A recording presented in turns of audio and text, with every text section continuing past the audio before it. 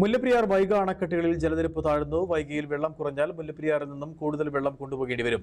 ഇത് തേക്കടി ടൂറിസം മേഖലയെയും കുമളി ചക്കുവള്ളം പഞ്ചായത്തുകളിലെ ജലവിതരണത്തെയും കാര്യമായി ബാധിക്കുമെന്നാണ് വിലയിരുത്തൽ.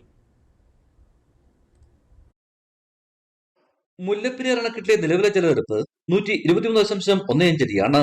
കഴിഞ്ഞ വർഷം ഇതേ ദിവസം 120.25 അടി വെള്ളമാണ് ഉണ്ടായിരുന്നത്. എന്നാൽ വൈഗയിലെ സ്ഥിതി വ്യത്യസ്തമാണ്. 71 അടി സംഭരണശേഷിയുള്ള വൈഗയിൽ കഴിഞ്ഞ വർഷം ഇതേ ദിവസം 65.32 അടിയായിരുന്നു ജലനിരപ്പ്. എന്നാൽ ഈ വർഷം 46.19 അടി വെള്ളം മാത്രമാണുള്ളത്. വേനൽക്കെടുത്താൽ സ്ഥിതി കൂടുതൽ രൂക്ഷമാകും. വൈഗയിലെ വെള്ളം കൂടുതൽ താഴ്ന്നാൽ മുല്ലപ്പെരിയാർ വെള്ളം തമിഴ്നാട് കൂടുതലായി കൊണ്ടുപോകും. ശക്തമായ വേനൽ മഴ ലഭിച്ചില്ലെങ്കിൽ മുല്ലപ്പെരിയാറിലെ വെള്ളവും വേഗത്തിൽ താഴും. മുല്ലപ്പെരിയാറിലെ ജലനിരപ്പ് 108 അടിയിലേക്ക് താഴ്ന്നാൽ തേക്കടിയിൽ നിന്ന് തമിഴ്നാട്ടിലേക്ക് വെള്ളം കൊണ്ടുപോകുന്ന കനാലിൽ വെള്ളം എത്തുന്നത് ദുഷ്കരമാകും. ഈ കനാലിൽ മോട്ടോർ സ്ഥാപിച്ചാണ് ജല അതോറിറ്റി കുമളി ചക്കുവള്ളം പഞ്ചായത്തുകളിലേക്ക് വെള്ളം പമ്പ് ചെയ്യുന്നത്. ജലനിരപ്പ് താഴ്ന്നത് പമ്പിങ്ങിനെയും പ്രതികൂലമായി ബാധിക്കും. ഇടുക്കി വിഷൻ, കുമളി.